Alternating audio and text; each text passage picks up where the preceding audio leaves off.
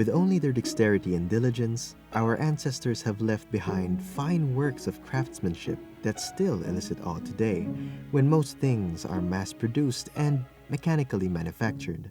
Upon the arrival of Magellan's fleet to the archipelago that would be known as the Philippines, chronicler Antonio Pigafetta described how the inhabitants were handsomely dressed in the finest silk, carried beautiful swords, and donned an impressive amount of gold.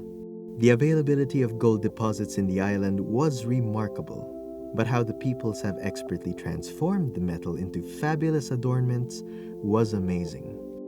Given the malleability of gold and the numerous techniques employed by early Filipinos, there is a wealth of gold objects that show the very high level of craftsmanship of our ancestors.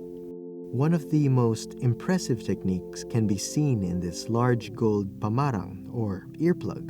In this example, we see a radial filigree pattern composed of numerous small gold beads only millimeters wide. Other examples are even more minuscule. Magnifying lenses are needed to fully appreciate its intricate detail. Later, during the Spanish colonial period, elite Filipino women would wear religious jewelry displaying their full acceptance of the Christian faith. Amulets would be replaced by scapulars, rosaries, and what was called the tambourine, gold filigree ornaments worn as necklaces.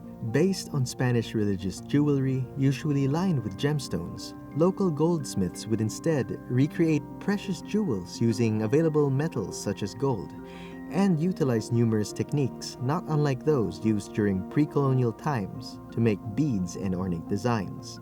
Such tambourine jewelry were highly valuable and were kept as heirloom pieces. Sons and daughters of the deceased would sometimes split the tambourine among themselves. The pendant would usually hold the highest value, especially if it housed a religious relic. Another excellent example of outstanding handiwork of the early Filipinos are our indigenous textiles, such as this traditional pair of trousers worn by the Yakan peoples of Basilan. Called the sawal, they are characterized by their outline, loose above the knee, and tight from the knee down. The woven cloth used in Yakan trousers features some of the most intricate designs ever seen among indigenous garments. The usual pattern of thin stripes lined with columns of very small diamond shapes are said to be patterned after the sections of the bamboo. Nothing is more impressive than objects of beauty made exclusively by human hands, despite modern great developments in manufacturing the things we wear. Imperfect and imprecise as they may be, the beauty in handmade garments show the unbounded power of the imagination.